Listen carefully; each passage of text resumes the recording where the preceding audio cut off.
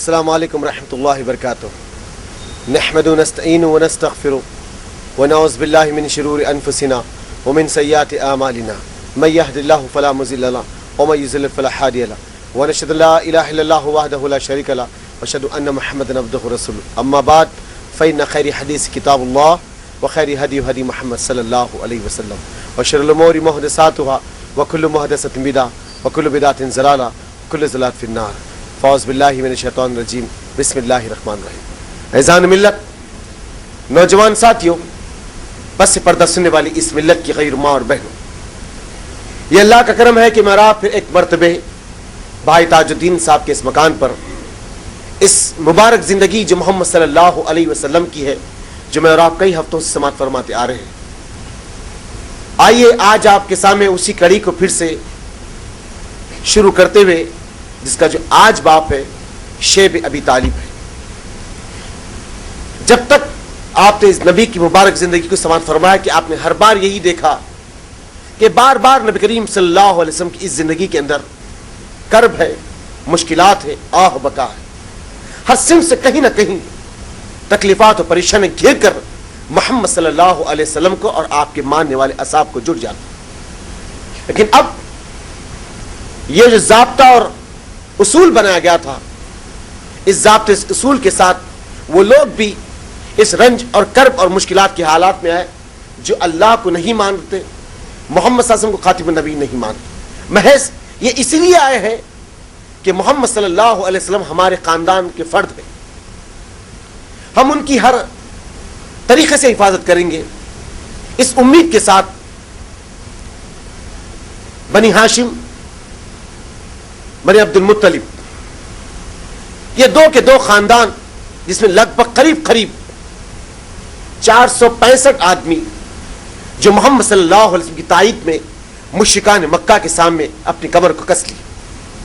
اس ماحول کے اندر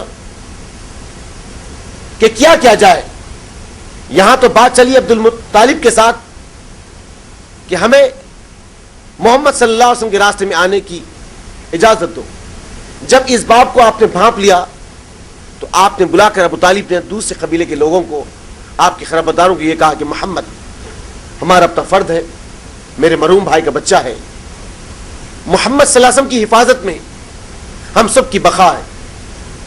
تو یہاں پر بنی ہاشم، بنی عبد المطلب یہ دو کے دو جڑ گئے، کہا کہ ہم محمد کا ساتھ دیں گے، جبکہ نبی کریم صلی اللہ علیہ وسلم کو نہیں مانتے، آپ کے رب کو نہیں مانتے.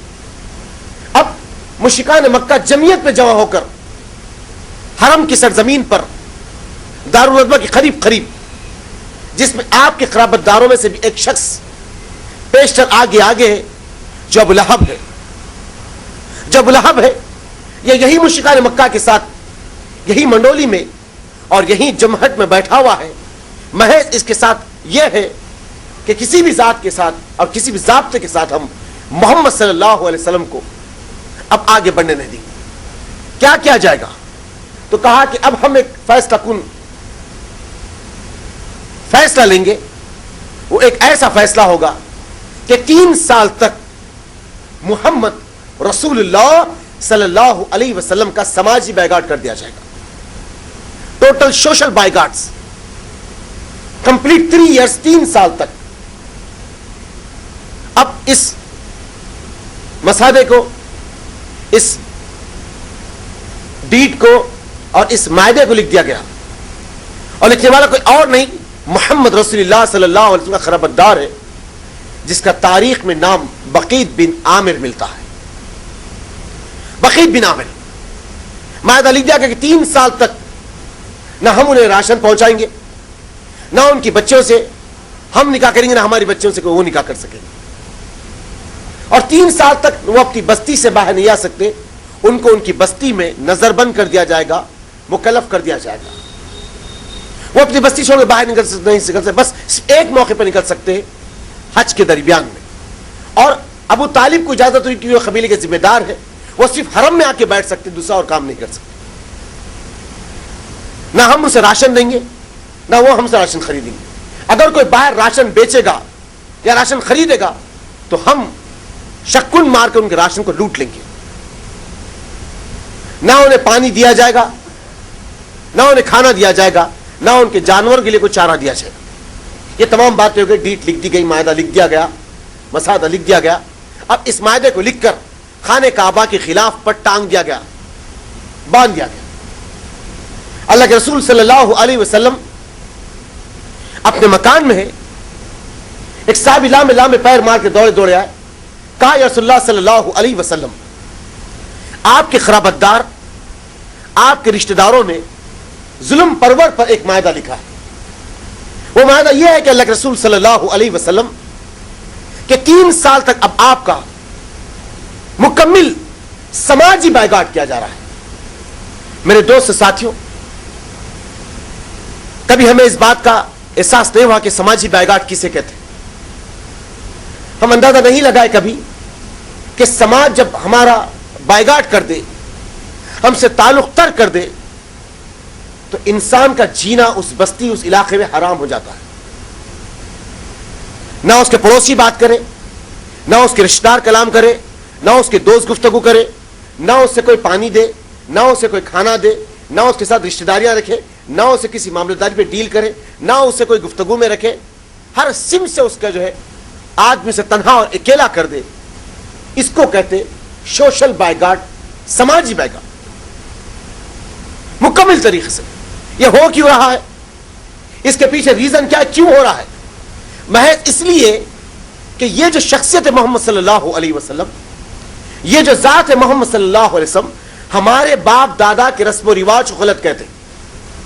یا یہی بات آ رہی ہے, ہمارے باپ دادا کے رسم و رواج کو غلط, ہمارے جو قرابت دار, ہمارے جو رشتہ دار جس دین پر قائم ہے, لات و حبل بنانا, یہ جو ہمارے خدائے ہیں, ہم ان کی پرستی چھوڑ کر یہ ہمیں ایک ایسے رب کی طرف بلا رہے ہیں جو ایکتا اور تنہا ہے, اس کی پرستی کرے, اس کی عبادت کرے. تو گویا ہم اپنی چودراہٹ پر, اپنی انا پر, اپنے غرور پر قائم رہیں گے.